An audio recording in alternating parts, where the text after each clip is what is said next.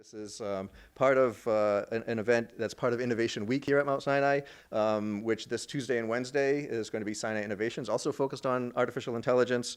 This is a little more lecture-y kind of an event, but there's going to be these keynote addresses, lightning talks, panel discussions, and they're going to be addressing issues including AI in imaging, robotics AI, emergence of AI in our lives, and medical decision making, and ethics associated with AI. So if you are a Sinai person or in the neighborhood during this week, please come to Sinai Innovations as well.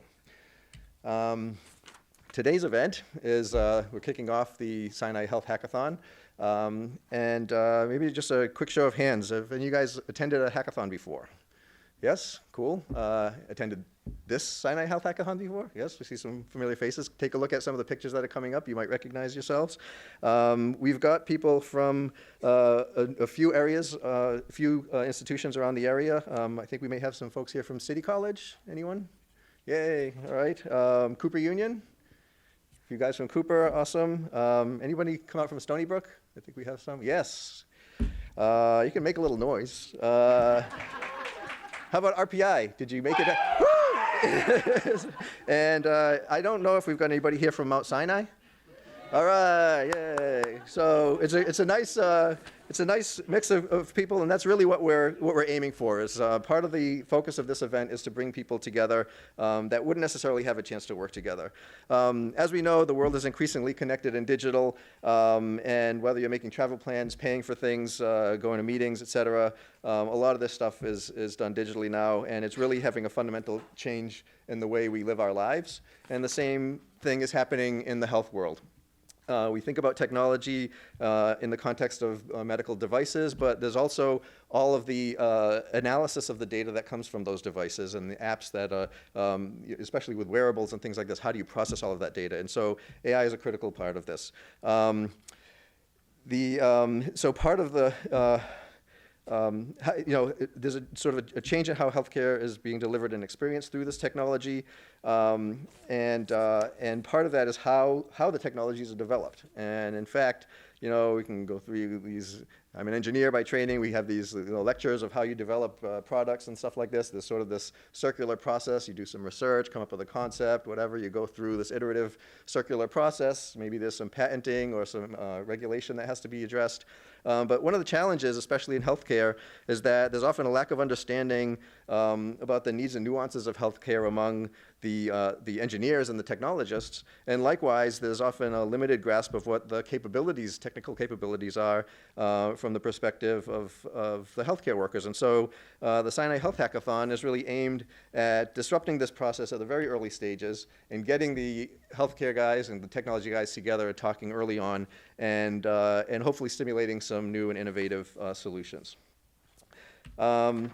So this is really building on a culture of a cultural revolution focused on democratizing technology and innovation. Right? You can now, without necessarily having a formal engineering degree, come up with an idea, use a computer model to send it to a 3D printer and have a functional prototype, by the end of the day. And so. So this is really changing how things are done and has been taking off in terms of the approach to technology development. And sort of the forum to stimulate this is the hackathon. And so what is a hackathon? It's sort of this combination of hacking and marathon. The marathon part is the exciting aspect of this, where we're going for a couple of days, right? So starting now, and this will be ending Sunday night. And there's really not much of a break in between. I'm sorry and happy to tell you. Multi-day event where we're promoting these technological solutions. And it can be software and hardware. I think with the AI focus this weekend, there's going to be a lot of software solutions, but that's not at all to put any constraints on you guys. So think outside the box. And really, we want to encourage this cross-disciplinary learning. Hackathons are growing like crazy. They first started out at the end of the last century. By 2010, we had our first health hackathon. Not we, the first one occurred. And then over the last few years, they've been growing exponentially. This is some data from MIT Hacking Medicine. and about 60 or so, and they predicted this sort of exponential rise. That's not exactly true. For the last couple of years, it's been a little bit steady, but nevertheless, it's like a health hackathon a week. So there's plenty of opportunities to get out there and get involved, whether you before and after today's event as well. If you get excited about this and you haven't been to one before, keep going. I think it's really an important sort of cultural aspect to technology development that we're trying to help foster here at Mount Sinai, and we want to instill this in you, so keep it up. The Mount Sinai Health Hackathon, our mission is to bring together students, trainees, faculty, other stakeholders from the New York City area in a fun and high energy setting to explore solutions for managing, monitoring, treating urgent healthcare problems. And our focus today is AI, expanding the limits of human performance. We're trying to cultivate this ecosystem at Sinai for fostering a multidisciplinary team-based health tech event, health tech innovation, and the main thing is have fun. We want this to be an enjoyable experience for everybody. AI in healthcare is huge. This was from a couple of years ago, just sort of identifying some different areas, whether they're these are a lot of startups in this area. I think they ended up sort of analyzing 200 different startups in the AI in healthcare in 4 main areas: patient-facing, telehealth, doctor-facing, and research. And I'm not going to read through all of this. In order to sort of focus in the event for this weekend, we've decided to also identify 4 key topic areas that we're going to focus on. One is esports and mobility and adaptive sports. I think rather than describe these, we're going to have some lightning talks later where the experts will describe them, so I'll just kind of keep things moving along here.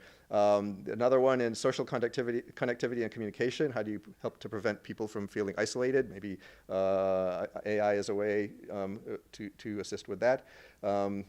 The memory and mental agility. Can you either identify declines in mental capacity or come up with ways to help to recover mental capacity for patients with Alzheimer's, stuff like this. And in professional performance, this idea of computer-aided diagnostics and helping physicians make smarter decisions faster with less effort, so that they can focus on really the key cases that require their expertise. So like I said, we'll be hearing more from the experts on that. So what do you need to be in a hackathon?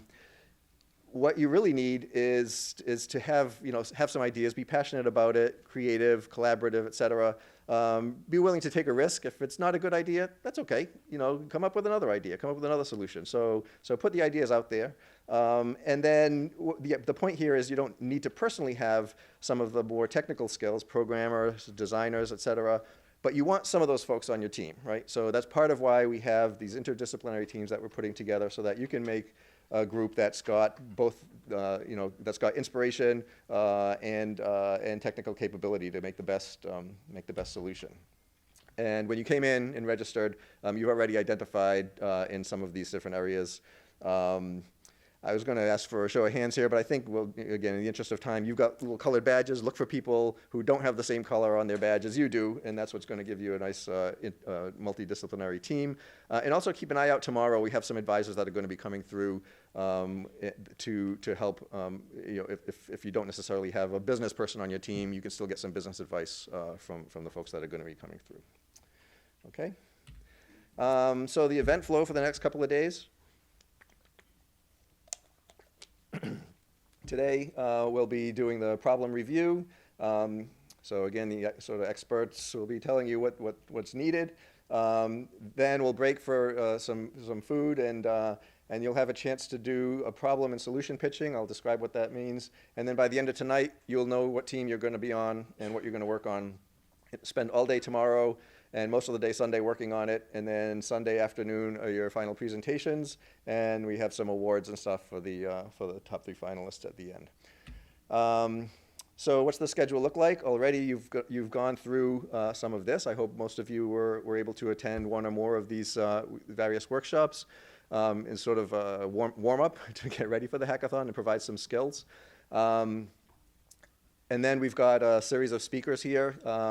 that are going to be talking about either their own personal experiences in this area or various needs from a clinical standpoint. And we'll introduce them when it's time for them to come up. So I'll just kind of move through here quickly. The preliminary pitches, I want to say a couple of words about that. So when it's your turn to pitch, you want to say your name. We'll be given a number. We're going to line you guys up over on the side here. And so like this woman is doing here, hold up your number when you're talking so people know who, who's talking, what problem they're giving. And in the past, we've done like a problem pitch and a solution pitch separately. Last year, we kind of mixed it together and did a combined pitch at once, and it worked out great, actually. So this is an opportunity. If you've got a problem that you want to solve, come up and pitch it. If you've got what you think might be an idea to that problem, you can say that as well. But sort of try to be open to the idea that somebody else might hear your problem and have an interesting alternative solution. You guys should get together and see, kind of work that out and see who, see what percolates to the top. If you decide that you both want to work on stuff separately, that's cool too. But the idea is to get the problem statements out there and be open to a wide range of different solutions. So if you can inspire people, we've had this happen in the past where somebody didn't have anybody on their team, didn't really know if it was going to work out, but they were talking about a problem that they were trying to address because of someone in their family, a brother who was suffering with a chronic disease, and inspired people to join their team, and they ended up working on that project even after the hackathon that year. That was the first year we did it. Oops, sorry. You have 2 minutes to do this, so it's going to be a quick, stay focused. It goes quickly, but you can get a lot out in 2 minutes, so just think about what you want to say beforehand. And then the team formation happens afterwards, and like I said, you all should be logged on to Trello. That's where we're logging the different projects, and the pitches, the teams will end up having numbers based on Trello. And that's where you can find others and ask for others. If you've got an idea and you're like, I've got this great idea, but I need a software person, say that, and either put it on the Trello board or say it when you're up here doing your pitch, so people know, what everybody's looking for. Typically, anywhere from 3 to 9 people on a team is a pretty good size. One person isn't really a team, and it can get a little bit cumbersome, but we're not putting strict limits on it. These are some guidelines based on what's been successful in the past. By 11 p.m. tonight, you know your team, and you're off to the races. You don't leave here without registering with us for what team you're going to be on. Let's see. Tomorrow, you're busy all day. With the cafeteria is open. There's some stuff on the schedule about that. So we're providing some vouchers for you guys so you can get breakfast and lunch and dinner. You're basically going to be hacking all day. We'll have the advisors come through in 2 shifts. There's a morning shift and an afternoon shift.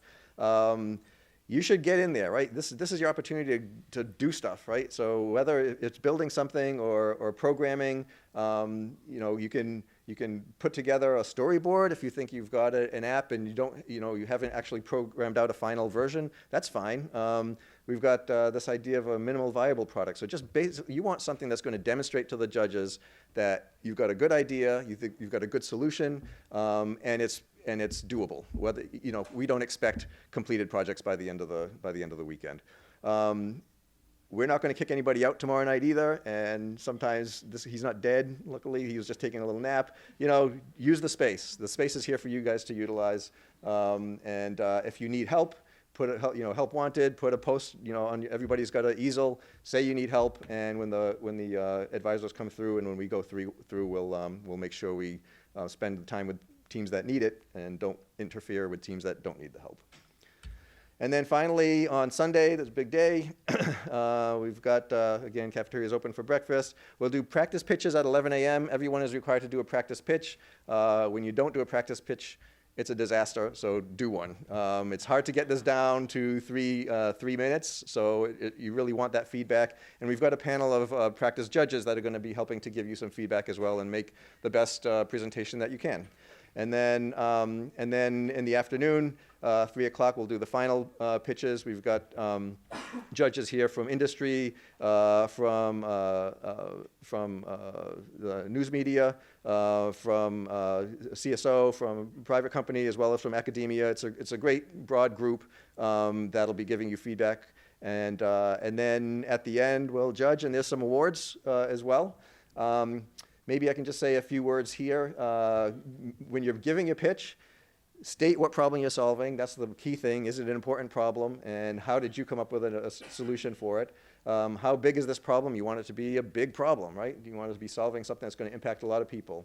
How do you solve the problem? And why is your solution so special?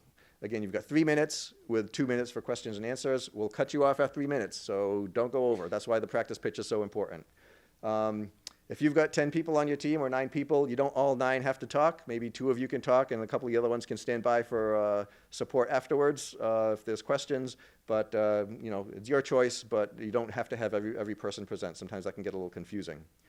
Focus on what you accomplished on the weekend. And then there's 3 finalists you'll walk away with a check for $2,500 for the top 3 teams.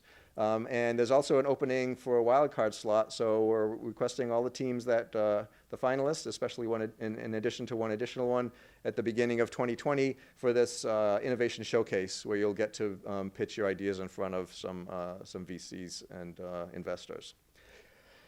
You'll be evaluated, these design criteria on the website, so take a look at this. I know this is a little boring, I'm sorry, but I just want to make sure everybody's heard the same story. So design, technical sophistication, novelty, impact, and some of the business market viability.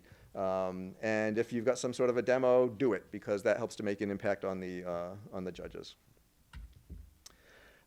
We also want to support you guys when you're done, so there's opportunities for follow-up, both with some of our sponsors here, as well as some of the facilities within Mount Sinai, Biodesign, the App Lab, MSIP, et cetera, Sinai Arts. So if you could use help, let us know, and we'll do our best to continue to help you.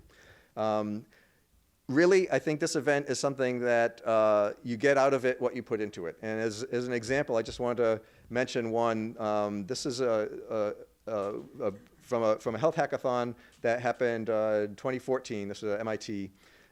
This idea, pill pack, the idea is simple, right? Just people are a bunch of different prescriptions. They get confused if they're taking it, in the morning or at night, or if you skip a day for some pills and stuff like that. This is a idea to prepackage all your different prescriptions, and you rip it off and take it once a day or when you need it, and it just eliminates that whole confusion of mixing up prescriptions.